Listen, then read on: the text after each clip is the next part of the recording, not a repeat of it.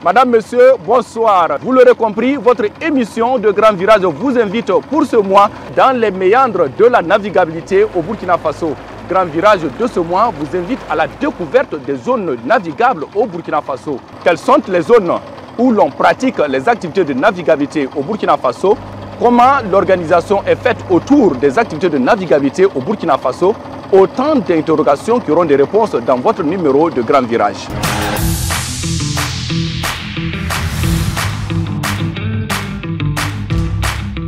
À environ 6 km de la rive gauche, nous accostons sur l'un des 3 grands îlots du barrage de Samadeni. Et selon certaines indiscrétions, cet espace avoisinerait entre 9 et 10 hectares. Un potentiel site touristique à aménager au grand bonheur des éventuels touristes, aussi bien burkinabés qu'étrangers.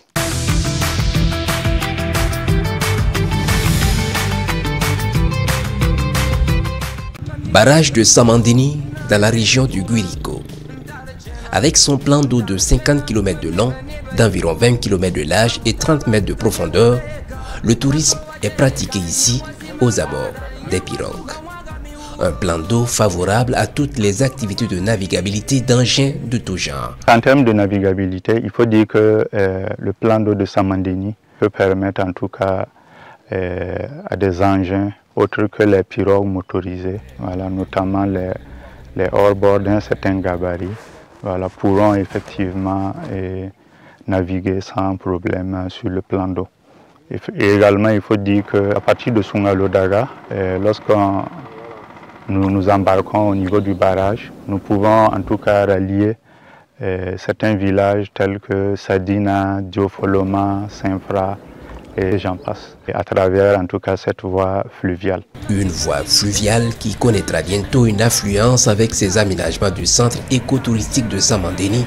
Sur place, des particuliers proposeront des balades en engins motorisés et beaucoup plus confortables sur le plan d'eau. Autre lieu, autre réalité. Nous sommes au lac Tengrela dans la région de Tanonia. Ici, c'est ainsi que les visiteurs se baladent sur le plan d'eau, à bord de pirogues à pagaie. Ces vacanciers mènent l'expérience pour la première fois. Au bout de quelques minutes, la balade prend fin avec satisfaction pour ces touristes. Le voyage en pirogue, quand je suis montée sur la pirogue, j'avais l'impression que j'allais tomber. Le bateau, la pirogue s'écroulait, mais j'ai aimé. C'était doux et intéressant, mais on dirait qu'on voulait tomber, mais on n'est pas tombé. Je n'ai pas aimé le voyage car le voyage était tellement court. Donc, on pensait juste voir les hippopotames, mais malheureusement, ils sont en période de reproduction. Donc, j'aimerais revenir une prochaine fois. J'ai vraiment aimé la balade en pirogue avec les autres. J'aimerais revenir ici. Je remercie les parents de nous avoir amenés ici. C'était ma première fois de monter dans une pirogue et on a fait le tour. Au début, c'était comme si la pirogue basculait. C'était comme si ça voulait tomber, mais ça ne tombait pas. C'était très intéressant. On a vu plein de choses intéressantes. Merci aux parents de nous avoir amenés pour vivre une expérience qu'on n'a jamais vécue auparavant. Il est lui aussi novice, bien qu'il soit du village voisin. Mahamoudou Soma veut se faire plaisir. Il loue alors les services d'un piroguier. Un tour sur le plan d'eau pour satisfaire sa curiosité et avoir sa petite idée de la chose. En tout cas, c'est intéressant. C'est intéressant. Je suis très content. Moi-même, j'ai filmé. Je vais aller montrer mes enfants et puis mes femmes. Voilà. Donc, pour que le village aussi sache que moi aussi, je suis venu au lac. À noter que la peur de se voir renversé au beau milieu de l'eau hante également les personnes adultes. Mais comme on n'est pas habitué là, il y a la peur aussi. Voilà, parce que tu n'es jamais rentré dans pirogue et au niveau de l'eau, on n'arrive pas à bien nager. Puis nous sommes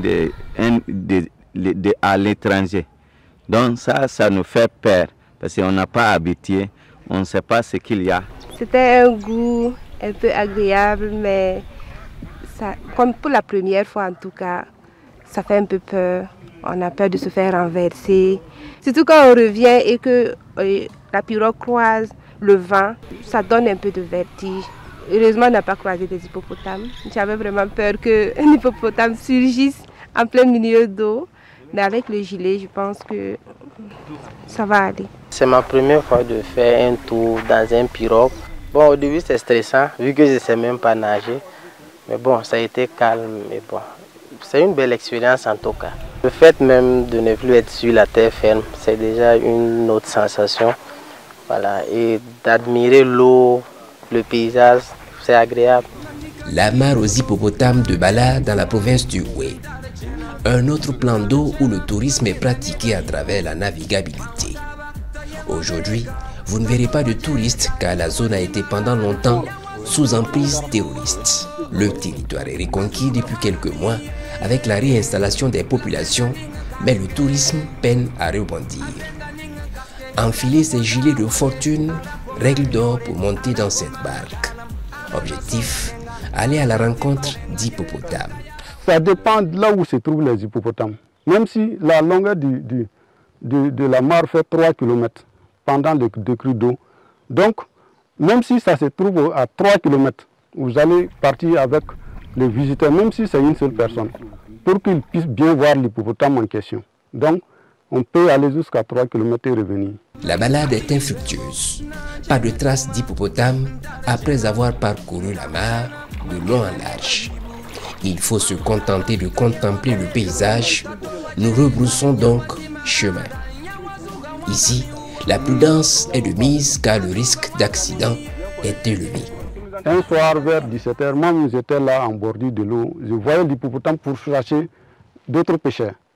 Quand moi je suis rentré, je ne sais même pas quand je suis arrivé là-bas à 20h. Donc je suis allé monter sur l'hippopotame, ça m'a renversé. Bon, du coup, moi, c'est un peu, ça vaut 4 à 5 mètres la profondeur. Quand moi, je me suis levé maintenant, quand il m'a saisi avec sa bouche sur mes fesses, quand on descendait, souvent, j'ai su que, en tout cas, les flottants aussi me tiraient vers là-haut. Donc, quand je suis sorti, bon, en tout cas, j'avais ma fesse déchirée. Donc, immédiatement, le gilet m'a sauvé. Et puis, il y a un autre pêcheur qui est venu rapidement à mon secours. Sinon, moi, même quand je me suis levé, l'hippopotame aussi a tourné ses yeux et me regardait. Moi aussi, j'avais la lampe allumée. Et je ne savais pas où éteindre la lampe. J'étais carrément paniqué. Ma seule chance, c'est que le pêcheur est venu dire que mets ta main sur ma pirogue. Voilà, et puis nous sommes sortis comme ça. Balade dans la commune rurale de Satiri offre d'énormes opportunités de navigabilité. Mais la zone est inaccessible par la route. Située à moins de 20 km de la route nationale numéro 10, axe Bobo-Dioulasso-Dédougou, il faut au moins 2 heures pour arriver à la mare. Un véritable calvaire qui freine l'activité de navigabilité, surtout celle liée aux visites. Parmi les activités de navigabilité au Burkina Faso et plus précisément ici sur le barrage de Samandéni, il y a les activités de case flottante.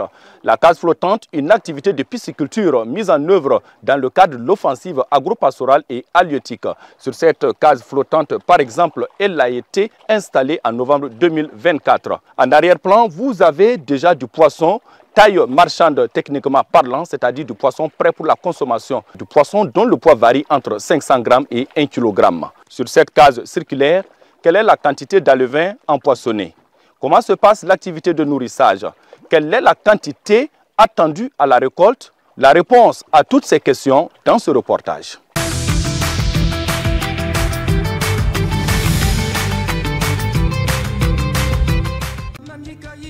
Il est environ 13 heures sur le plan d'eau du barrage de Samandéni. Mathieu Tankwano procède ici au deuxième passage de nourrissage des poissons dans les cages flottantes. Une activité entièrement dépendante de la navigabilité, car les cages, comme vous le constatez, sont en plein milieu du barrage. Et pour y accéder, les pirogues motorisées sont utilisées au moins 3 fois par jour. Amadou Ninkema est l'un des piroguiers commis à la tâche depuis le début de l'offensive agro-pastorale et halieutique.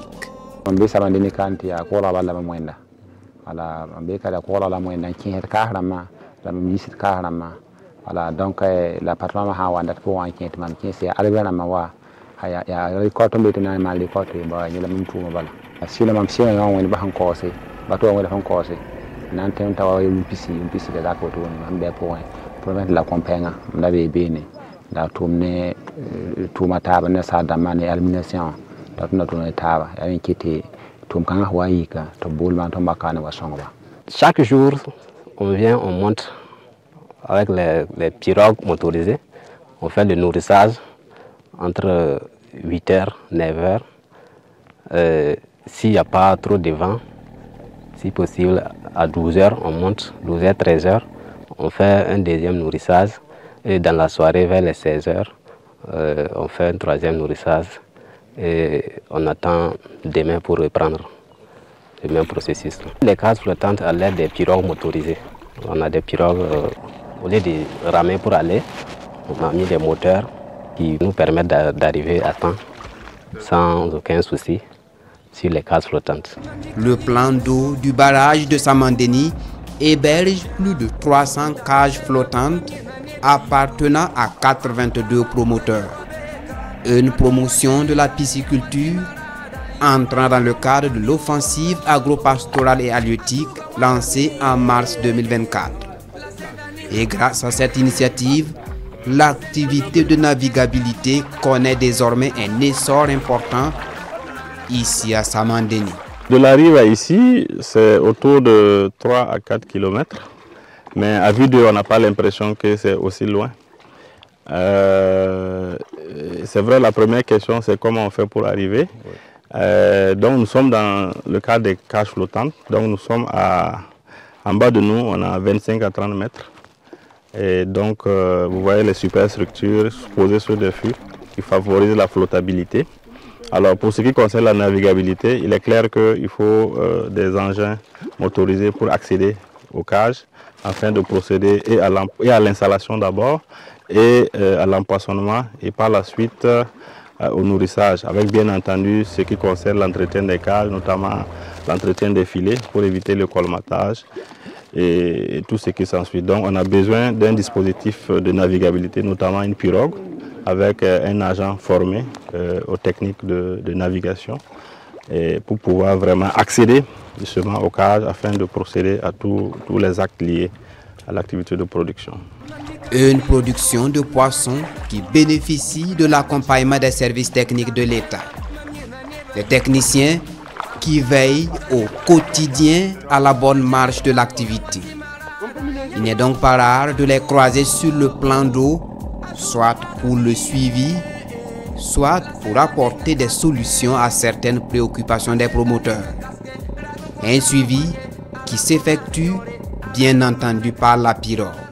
Notre direction générale de tutelle a mis à notre disposition un hors-bord avec un moteur de 40 chevaux. En plus de ce hors-bord, il faut dire qu'il y a des pirogues de fabrication locale et motorisées qui sont utilisées également pour les activités. Le suivi technique se résume en tout cas au suivi pondéral des alevins, voilà, et également au diagnostic de certaines pathologies s'il y a lieu. Réaliser les pêches de contrôle et également, sans oublier, le parcellage. Il faut dire qu'avant le début de l'offensive, nous avions fait un travail qui a consisté à morceler, si on peut le dire ainsi, le plan d'eau, c'est-à-dire à morceler la superficie du plan d'eau en des parcelles pour les différents promoteurs. Comme toute activité, ici également le risque en matière de navigabilité est bien présent et ce, malgré le professionnalisme des piroguiers. Nous essayons de minimiser au mieux les risques en imposant systématiquement le port du gilet pour toute personne, qu'il soit personnel de nourrissage ou visiteur, qui veut monter sur le plan d'eau l'exigence première, c'est de porter les gilets et d'aller avec un piroguier aguerri qui a une expérience en termes de navigabilité et de respecter scrupuleusement les conseils justement du conducteur. J'ai mis pour la position là, avant de pas y aller, on a rien sur un bébé là, j'ai mis en tout cas. L'heure qu'on a terre, on a temps, elle qu'on a terre, on a pas mal de donc on a demandé pour ça. Pas qu'il faut jouer aller. Oui, ça c'est assez courant avec la saison des pluies. Vous êtes bien chanceux aujourd'hui. Les vagues sont assez calmes. Peut-être que le gourmanger a bien tapé son sable avant de venir, mais en tout cas, généralement, avec la saison, il y a les vagues. Quand il y a de fortes vagues, on ne conseille pas de monter parce que c'est des risques il y a des risques que le bateau chavire. Donc, on a des agents au bord de l'eau qui veillent à ce que justement tout le monde respecte cette consigne-là. Quand il y a les vagues, personne ne monte. Pour une activité de navigabilité plus active et profitable à tous les promoteurs piscicoles, une quarantaine de pirogues motorisées sont disponibles ici. 2 modèles se dégagent, celui conçu au Burkina Faso et un autre importé. Donc il y a ce qui vient de l'extérieur, notamment de la Chine. Il y a ce qui vient aussi, et de l'Europe aussi, en France au revoir. Il y a aussi ce qui est fabriqué ici par nos artisans locaux, à travers, par exemple, cette pirogue qui est là-bas, du bois essentiellement. Et puis maintenant, on adapte un moteur auquel on met une sorte d'hélice pour vraiment faciliter, voilà, ramer. Et donc, facilement, ça flotte et bien. Autre lieu, autre réalité. Ici, à la mare, aux hippopotames de Bala, dans la commune rurale de Satiri, en plus des vagues qui constituent souvent des obstacles aux activités de navigabilité, les pêcheurs sont victimes d'accidents causés par les hippopotames. Souvent, en cas de circulation bloquée, vous vous trouvez, et puis le plus souvent, il vous renverse. Mais après vous avoir renversé, il n'est pas agressif. Il cherche son chemin. Toi aussi, tu cherches son chemin. Mais quand c'est au cas où il n'a pas rendu compte que vous êtes là, s'il s'en rend compte, c'est lui-même qui va vous donner un signal de loin et que vous vous prêtez attention. Bon, cela fait que l'un dans l'autre, les accidents sont très rares ici. Ici, il n'y a pas de cage flottante, encore moins de pirogues motorisées. Les activités de navigabilité s'effectuent avec ces pirogues à pagaie. La pêche, quant à elle, est menée le plus souvent individuellement ou en duo en fonction du matériel utilisé. Avec la pirogue, généralement nous rentrons seuls pour les filets dormants. Et pour les filets éperviers, nous sommes 2 personnes. L'un tient le filet épervier qui fait la pêche et l'autre le filet dormant et les palanques. Vous êtes seul. Vous rentrez, vous tendez vos filets et vos palanques, vous cherchez au cas des palanques, vous cherchez des appâts, vous mettez sur les tronçons des palanques, vous sortez. Au filet, quand vous finissez de tendre ça seulement, vous sortez. Et le lendemain, vous rentrez consulter. Que ce soit ici, à la mare, aux hippopotames de Bala, ou là, au barrage de Samandéni, toutes les activités de navigabilité liées à la pêche sont encadrées par des textes et des règles bien connus par les acteurs. Des acteurs organisés en association ou en coopérative. En plus, il y a un accompagnement de l'État, souvent en matériel comme les gilets ou en matière de formation des piroguiers en secourisme. Question de les rendre encore professionnels. Pour aller plus en profondeur sur la question des activités de navigabilité au Burkina Faso, Grand Virage reçoit pour vous M. Boukari Savadgo.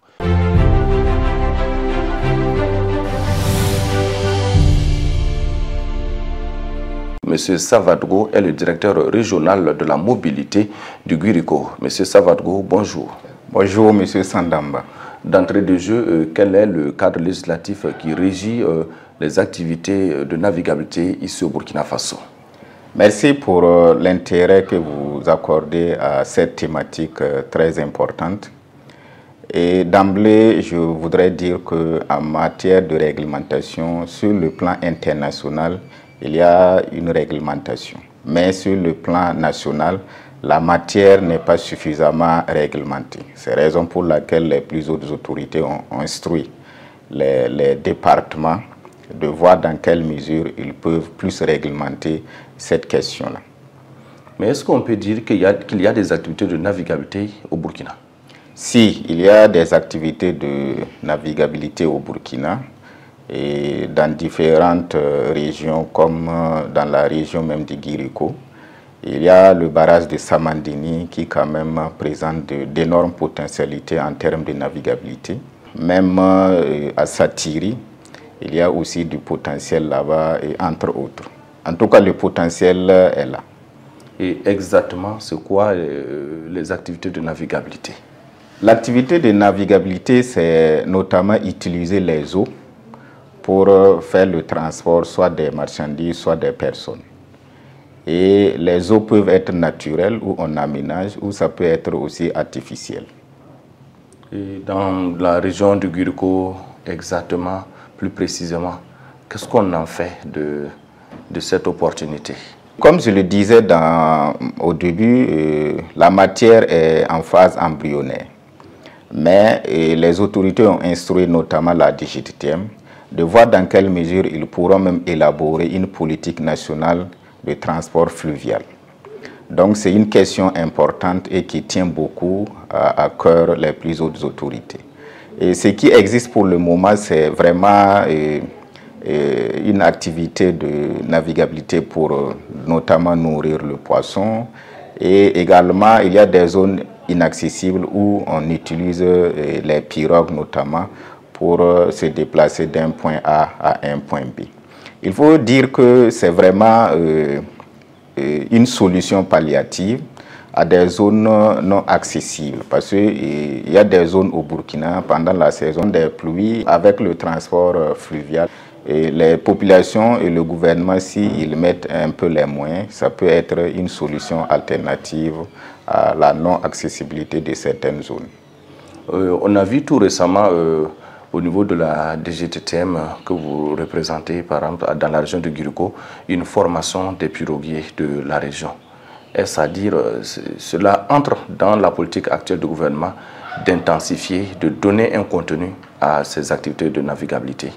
Évidemment, parce que lorsque vous voulez mettre en valeur, en exergue une activité, il faut préalablement former les acteurs qui y sont et également faire une réglementation en la matière. Donc c'est dans ce cadre évidemment que la DGTM avait initié ces formations en collaboration avec la Brigade nationale des sapeurs-pompiers dans la région du Tanuya et également dans la région du Guiriko le mois passé pour renforcer les capacités des acteurs qui évoluent dans le transport fluvial, les pirogues, les pêcheurs, etc. En fait, c'était une initiative vraiment pour former les acteurs sur place, comment sauver des personnes au cas où l'incident arrivait, parce que c'est une activité aussi à risque où les incidents peuvent arriver, comme d'ailleurs dans toute activité. Et au total, on a pu former combien? Une idée? Au total, on a pu former environ 60 personnes. Et la DGTM, en tout cas, a promis de revoir à la hausse les effectifs, comme c'est un début. Et comme les moyens aussi ne suivent pas tellement, ils ont pu former environ 60 personnes. Mais les années à venir, ils vont voir l'effectif à la hausse pour que la formation puisse atteindre le maximum de personnes. Mais si on les forme dans des situations, si ces situations arrivent, il y a des techniques de sauvetage. Il y a aussi le fait qu'on les oblige même à porter des gilets de sauvetage parce que certains qui sont là-bas, ils croient à d'autres pouvoirs mystiques et qui ne croient pas trop aux gilets de sauvetage. Donc les sapeurs-pompiers qui sont sur place à Samandini les obligent, lorsqu'ils veulent rentrer dans les eaux, de porter des gilets de sauvetage.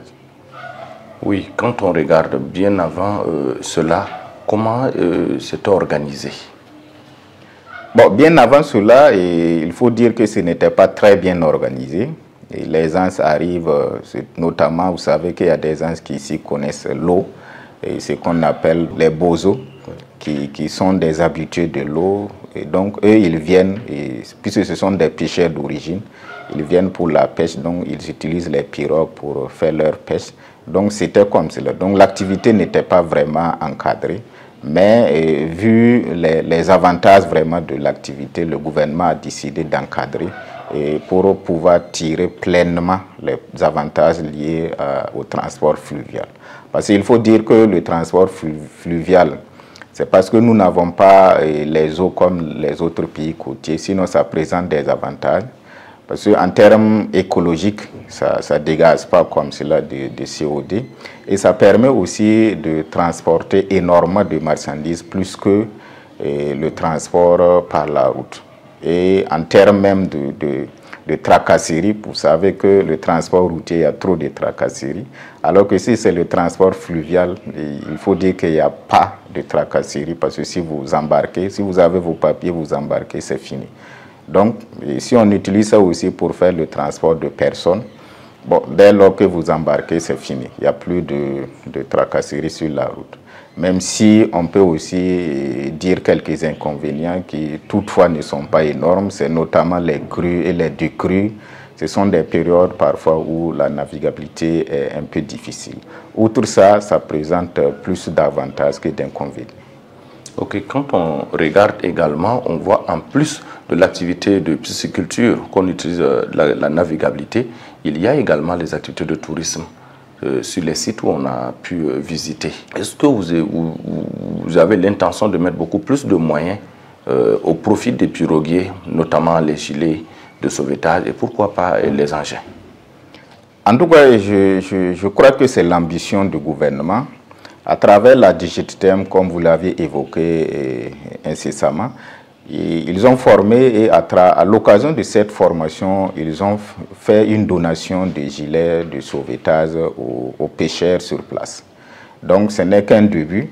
Et le DG, à son temps, et lors de son interview, a dit que ce n'est que le début et qu'ils vont continuer le renforcement de capacités et également la dotation de ces pêcheurs-là en matériel quand même adapté pour faciliter leur activité au niveau des eaux. Quand on regarde au niveau de la région de Guriko, qui a vraiment un potentiel en la matière, faut-il s'attendre qu'on puisse rejoindre d'autres régions un jour par les eaux? Et je crois que c'est l'ambition. C'est l'ambition et je crois qu'avec le PIDIS même a fait une étude par rapport à cette possibilité. Et l'étude, en tout cas, a conclu que c'est possible à travers le fleuve Mohun de quitter Dédougou jusqu'à sud-ouest, via même, peut-être même aller jusqu'au Ghana. Donc c'est une possibilité. Et comme je l'ai dit, le transport fluvial, ça peut être des zones, des cours d'eau artificiels. Donc c'est possible, si on met les moyens, qu'on puisse à travers les eaux quitter Dédougou pour aller au Ghana. Et qu'est-ce qui peut être éventuellement un obstacle à un tel projet? Bon, je crois que en termes d'obstacles, il n'y en a pas trop. Il faut mettre la volonté et les moyens. Si on met la volonté et les moyens, je crois qu'on peut lever les obstacles mineurs qui peuvent entraver ce gigantesque projet. Mais ce ne sont pas des obstacles gigantesques qui puissent ne pas permettre d'aboutir le projet. On revient également, par exemple, sur Samandéni ou Bala. On voit que ces zones sont un peu inaccessibles par la route. Pour joindre, par exemple, Satiri-Bala, qui est à moins de 20 km, l'état de la voie n'est pas facile. Est-ce que tout cela est prévu dans vraiment l'intensification de cette activité de navigabilité? Et évidemment, on dit que le développement de la route passe par la route. Et ce sont des projets intégrés. Je crois, j'ai échangé avec le coordinateur du PIDIS qui a dit que c'est prévu. Et j'ai même remarqué la présence de Faso Meibo. Donc je salue de passage l'initiative présidentielle qui va permettre en tout cas que le pays change de visage. Et c'est vraiment l'occasion pour dire que la route sera bitumée. crois, Bama jusqu'à Samandini, et également de Satiri jusqu'à Bala, ce serait bitumé parce que il faut promouvoir le transport fluvial, il faut promouvoir le tourisme fluvial, mais si vous n'avez pas l'accessibilité est difficile, et vous allez du coup décourager ceux-là qui veulent aller faire un tour en famille et avec amis. Donc je crois que la route, ça fait partie des projets initiaux d'ailleurs qui doivent être faits en attendant même de promouvoir les activités sur place au niveau des sites. On a vu également à Samandini un aménagement d'un centre écotouristique où déjà des promoteurs sont sur le terrain avec des pirogues un peu modernes munies de moteurs. Est-ce que la direction de la mobilité est impliquée pour vraiment que tout cela se passe bien? Bon, il faut dire que nous ne sommes pas tellement impliqués. C'est effectivement lors de la session de formation que la DGTM a initié au profit de ces acteurs qu'on a pris langue avec les acteurs déjà sur place, notamment le PIDIS, l'agriculture et le ministère du Tourisme, et pour voir comment concrètement on peut en tandem travailler pour que les différents projets qui seront mis en place là-bas soient un succès et en minimisant les risques. Est-ce à dire que la direction de la mobilité est prête à accompagner cet élan vraiment de développement du tourisme local?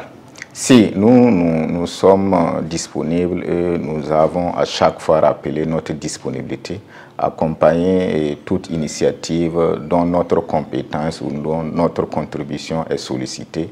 Nous n'allons pas hésiter.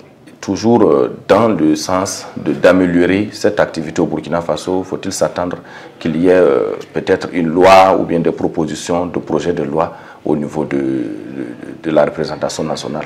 Évidemment, et je rappelle aussi que la DGTM est actuellement en train d'élaborer la stratégie nationale de transport fluvial, où ils ont été ici le mois passé pour la collecte des données. Je les ai accompagnés même pour cette tâche-là, où on a été aussi à Samandini s'entretenir avec les acteurs sur place.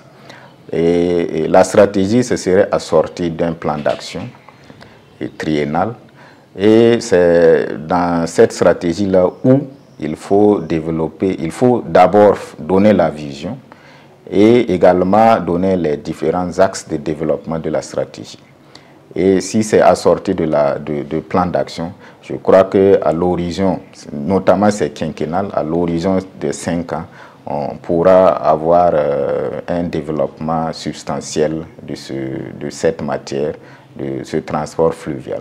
Donc le document est en cours d'élaboration et le rapport diagnostic est fait et je crois que les jours à venir, on pourra avoir un document final qui serait la boussole de développement du transport fluvial au Burkina Faso. Est-ce que vous avez quelque chose à ajouter par rapport aux activités de navigabilité? Et ce que j'ai ajouté, c'est vraiment appeler les acteurs qui sont dans le domaine de ne pas hésiter de se former. De se former parce que les choses ont changé. Avec le changement climatique aussi, il y a des crues parfois où il faut avoir une maîtrise des eaux. Il faut aussi avoir des connaissances en matière de navigabilité pour pouvoir mener à bien son activité sans énormément de risques.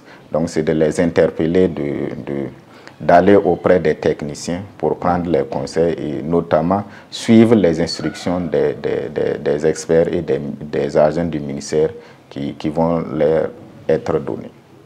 Et faut-il s'attendre un jour à avoir un permis de navigabilité au Burkina Faso? Évidemment, lorsqu'on va réglementer, toutes ces questions doivent être prises en compte. Déjà même, il y a une immatriculation de ces moyens de transport fluvial, même si jusqu'à présent on n'a pas reçu de demande d'immatriculation. Tout ça là, ça rentre dans le cadre de la réglementation, puisqu'il faut arriver aussi à les identifier, comme ce qu'on arrive à faire au niveau des motos et des véhicules. Donc il y a une immatriculation qui leur est dédiée. Et je crois que lorsqu'on va réglementer, on va en faire une obligation. et pour pouvoir les identifier et pour savoir qui est où, qui fait quoi, etc. Et les auto-écoles doivent s'adapter ou bien revoir leurs compétences pour cela ou quoi? Bon, je crois à ce niveau, je ne vais pas dépasser l'autorité, mais au moment venu, je crois qu'on peut poser la réflexion sur la table et analyser, voir est-ce qu'il ne faut pas confier cette formation aux sapeurs-pompiers? Est-ce que ce sont des possibilités qu'on peut voir au moment opportun? Nous sommes au terme de cet entretien. Nous étions avec M. Boukari Savadgo. M. Savadgo est le directeur régional de la mobilité du Curicó. M. Savadgo, merci de nous avoir ouvert les portes de votre direction et vous êtes prêté aux préoccupations de l'émission Grand Virage. Merci. Merci. Madame, Monsieur, voilà, c'est sur le plan d'eau de la mare aux hippopotames de Bala, dans la province du Houé, que se referme votre magazine de ce mois. Grand Virage vous remercie de votre constante fidélité. Rendez-vous le mois prochain, Dieu voulant, avec un autre numéro et bien entendu avec une autre thématique. Portez-vous bien, prenez soin de vous, surtout en circulation, quel que soit votre moyen de déplacement.